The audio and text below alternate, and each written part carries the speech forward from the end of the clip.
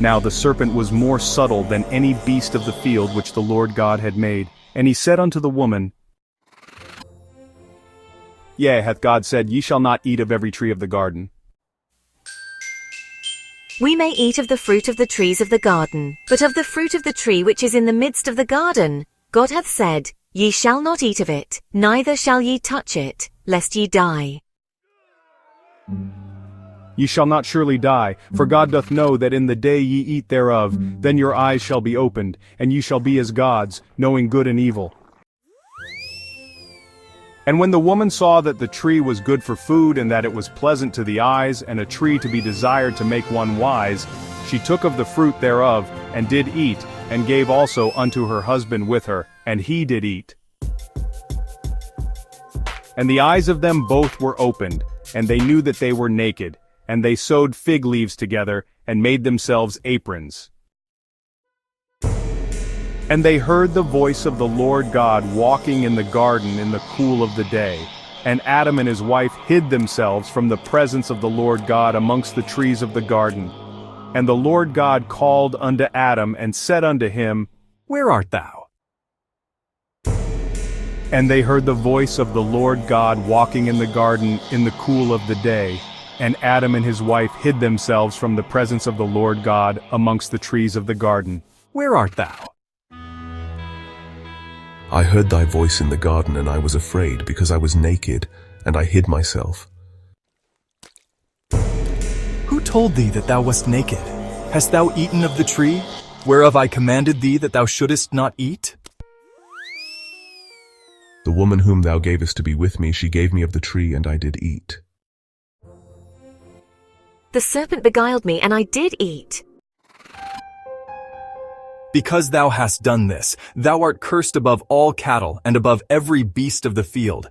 Upon thy belly shalt thou go, and dust shalt thou eat all the days of thy life. And I will put enmity between thee and the woman, and between thy seed and her seed. It shall bruise thy head, and thou shalt bruise his heel. Unto the woman he said, I will greatly multiply thy sorrow and thy conception. In sorrow thou shalt bring forth children, and thy desire shall be to thy husband, and he shall rule over thee. And unto Adam he said, Because thou hast hearkened unto the voice of thy wife, and hast eaten of the tree, of which I commanded thee, saying, Thou shalt not eat of it. Cursed is the ground for thy sake. In sorrow shalt thou eat of it all the days of thy life.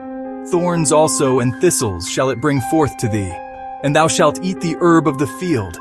In the sweat of thy face shalt thou eat bread, till thou return unto the ground. For out of it wast thou taken, for dust thou art, and unto dust shalt thou return. And so, Adam and Eve were banished from the Garden of Eden. They had tasted the forbidden fruit, and with it, the knowledge of good and evil.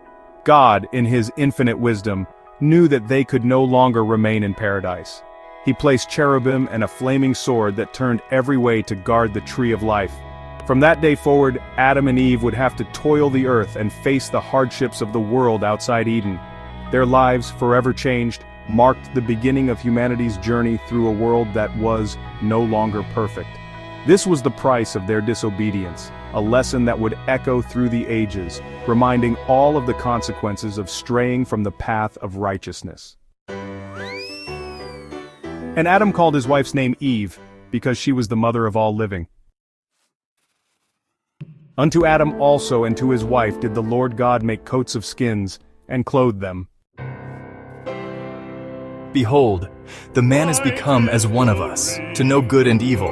And now, lest he put forth his hand and take also of the tree of life, and eat and live forever.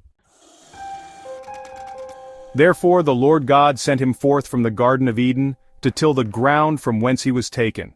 So he drove out the man, and he placed at the east of the Garden of Eden cherubims, and a flaming sword which turned every way, to keep the way of the tree of life.